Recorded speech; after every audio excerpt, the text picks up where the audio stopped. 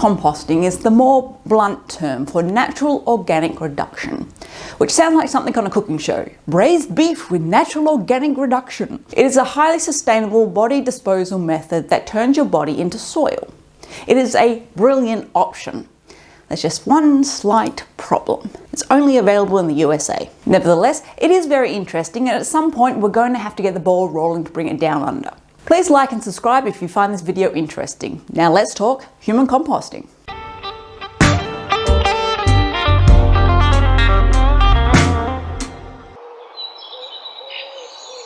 I would like to say strap in because this is going to get complicated, but I can't because it's actually pretty simple. And in the description, I'll put the links to some of the facilities' websites so you can check them out. Now, once you're dead, your non-embalmed body is taken to the human composting facility where you're given a quick wash down and wrapped lightly in a biodegradable shroud. The body is placed in a vessel, which sounds a lot more sci-fi than it actually is, but that's what they call it. The body is covered and surrounded in wood chips, straw, alfalfa, all that good stuff. Essentially recreating what you would find on a natural forest floor. By adding the right amount of carbon, nitrogen, oxygen and water, and optimizing the temperature and moisture level, you have the perfect conditions for naturally occurring microbes and good bacteria to break down the body on a molecular level. The body hangs out here for about 30 to 45 days, occasionally being rotated to allow for aeration to help things move along. Now, if you've ever done any gardening or food composting, you'll be aware of just how much heat can be produced from this. Your body and its vessel are going to get up to around 55 degrees Celsius, which ensures that any harmful pathogens are killed off and that it's safe for humans, plants and wildlife alike. And I mention that so bluntly because you know there's going to be at least a few people jumping up and down about how it's going to pollute the water and how dangerous it is and all that crap. No, it's not dangerous. Sit back down. Okay, so once you've been in your vessel for a month or so, and you've been tossed like a salad a number of times, had a few extra wood chips added here and there, and you're smelling pretty good. Now it's a bit of a waiting game. What's left of you, which is about a 1 meter square pile, is removed from the vessel and left to cure for 2 to 6 weeks. Essentially, all that heat and the microbes have died down a bit because no extra matter has been added, and now it needs to settle. Kind of reminds me of making a casserole. Not at its best on the first night, but by the second night, perfect. But that could have just been my family. Anyways, while you are here, you are aerated regularly and watered occasionally so you don't dry out, because no one wants dry compost. Once complete, the pile is checked for any solid matter, meaning any stubborn pieces of bone that didn't break down, which admittedly isn't much because the microbes are damn good at doing the thing. Any of these pieces are pulverized by the same machine that would pulverize bone after cremation. It's then mixed back into the soil, and that lovely nutrient-rich soil is ready to go. Yep, I thought you'd ask that. Option 1. Your family brings a trailer and shovels you into it. And I'm just going to keep saying you here rather than soil because I find it amusing. However, you do understand that you doesn't mean you mean soil now, right? You know, like the kind of stuff you get at a garden centre. Okay, good, so we've got that clear. So, your family picks you up and takes you home and sprinkles you over the tomato bushes and voila, best tomato yield of the decade. Or perhaps over the rose bushes. Wherever your garden needs a little bit of tender loving care and some fresh nutrient-rich soil, they should put you there. But perhaps your family are apartment dwellers. Human composting facilities either have private woodlands where they use the soil, or the soil is used in conservation areas where there are problems with erosion. In this case, your family will be asked if they want to take home a handful of you for a keepsake, maybe to put in a pot plant or in a terrarium.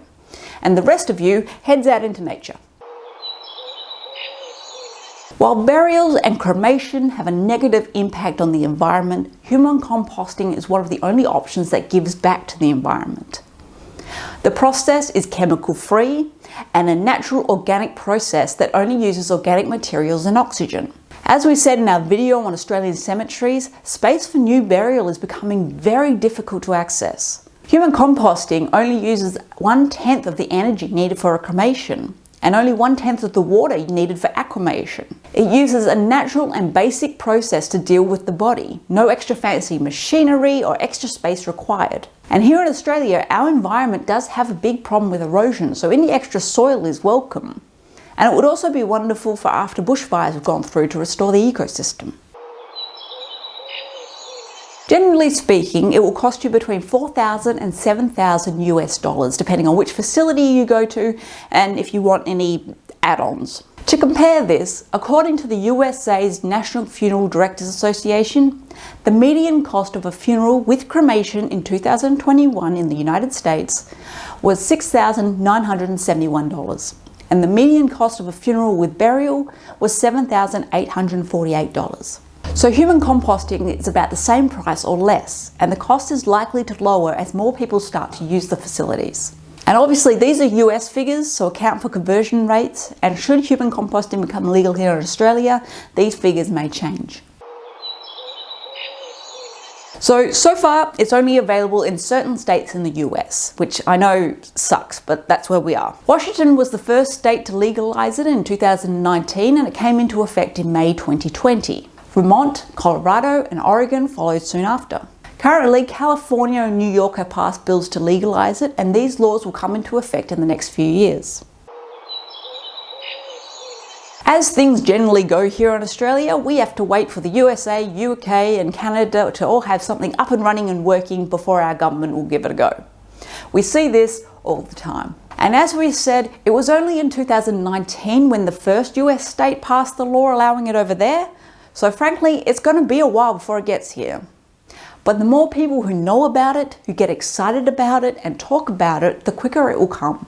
In the meantime, if this is what you want, natural burial is the closest option that we have here in Australia, and it is a very good option. It is the most sustainable option that we have here, as it is completely natural. And I do wish more people would take up this choice. And in case you were wondering, no, you can't ship your body to the USA to become human compost. As we've said in our embalming video and our what happens if you die overseas video, your body must be embalmed to travel overseas. And you can't become compost if you've been embalmed. But if you choose to go to the USA and die there, then no one can really stop you taking up that option. But it will be highly unlikely that the soil version of you will be allowed to come back home to Australia. So that's human composting for you. Please give us a like and subscribe if you found this interesting. I've linked in the description all of the videos that I've mentioned, along with all the human composting facilities that are currently up and running, so go check them out. And with that, go talk death.